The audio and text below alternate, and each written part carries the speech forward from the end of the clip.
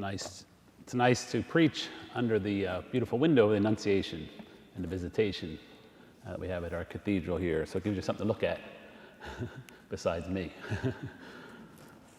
Today in our gospel, for this beautiful solemnity of the Annunciation, God announces to Mary that she would become the mother of God.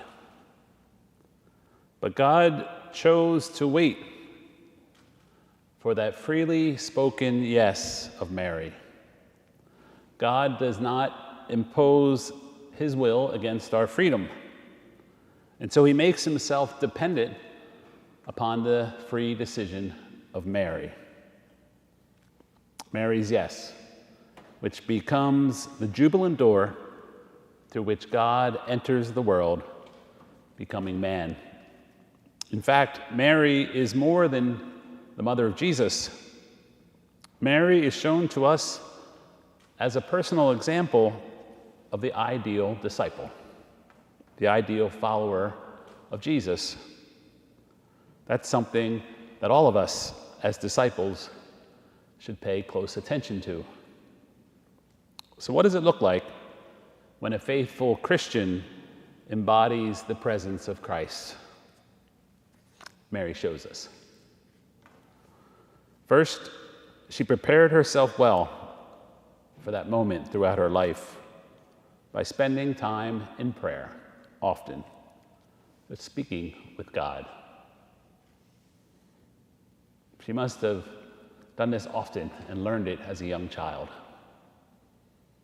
She so opened herself to God and his will that he becomes man through her. Think what a beautiful young woman Mary must have been. And I think one of the joys of heaven will be seeing her personally in all of her beauty. Second, besides being a person of prayer, Mary also becomes the first missionary. She hears that Elizabeth, her cousin, is pregnant with John the Baptist, and she immediately goes to share the good news of the Annunciation with Elizabeth. She takes the word within her and shares it with Elizabeth. All of us as disciples of Jesus, my brothers and sisters in Christ, are supposed to do these same things. We're to be people of prayer who speak with and listen to God often. And secondly, we're to be missionaries who, receiving the word, speak that word in such a way that it gives life to others, meaning and hope to others. We bring the presence of Christ into the world by what we say and what we do. We are called to help others to recognize the presence of Christ that is within them, even here and now, even in the midst of a terrible worldwide pandemic. Yes, Mary is pronounced blessed in the Gospels because she believed and then she acted upon it. She didn't go home and discuss it with her family and friends. She didn't write about it in her diary only. She acted on it. She trusted. She went to Elizabeth and shared and witnessed to the word, to the presence of Jesus in their lives. So today, my brothers and sisters in Christ, I wanted to have this Mass to honor our seniors and thank them. Our seniors throughout our beautiful diocese have been such an inspiration to me, but especially throughout this past year, which has been particularly challenging for our seniors especially. Your example of faith, your trust in Jesus, your desire to be close to him in the Eucharist has been wonderful to see, and it's certainly a powerful witness to me, to others, to our world. So I thank you for that. Certainly our young see it. I believe you do this because, like Mary in our gospel today, You are deeply aware of the presence of God in your life, and you desire to stay close to Him, to share Him and the joy you have from that relationship with others, just like our Blessed Mother did. You too model discipleship for us in our day.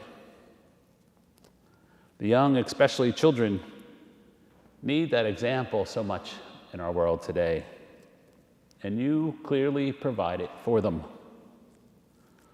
So many of our seminarians now and in the past, when I served in Rome at the American College, they reference their grandparents' faith as what gave them example or even reawakened and deepened their own faith.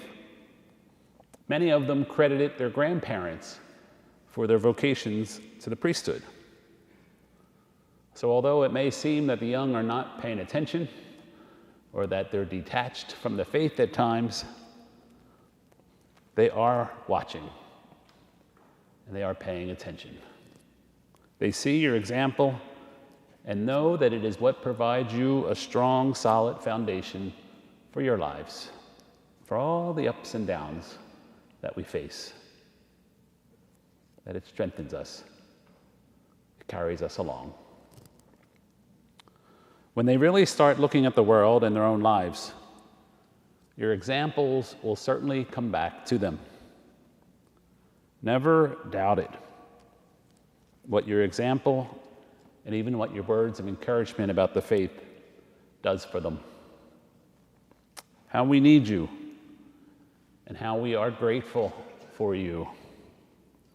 So I pray on this Solemnity of the Annunciation in thanksgiving for you and for your example. And I ask Mary, our Blessed Mother, to strengthen and protect you by placing her mantle over you and your loved ones. Your dedication to the Lord and His will is evident by how you strive to stay close to Him in the Eucharist and through your life of prayer. Especially today, we remember the Holy Rosary as we celebrate Mary's feast day. I thank you for sharing the word of life within you with others.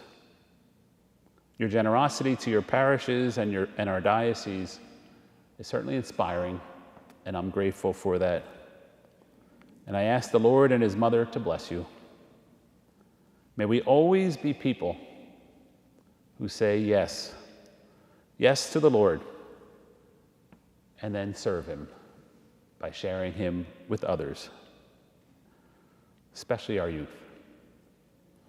Mary's yes becomes the jubilant door through which God enters our world and our lives. Mary goes and shares that joy with others. You're doing the same. And for that I say, thanks be to God. God bless you, and know of my love and my prayers for you.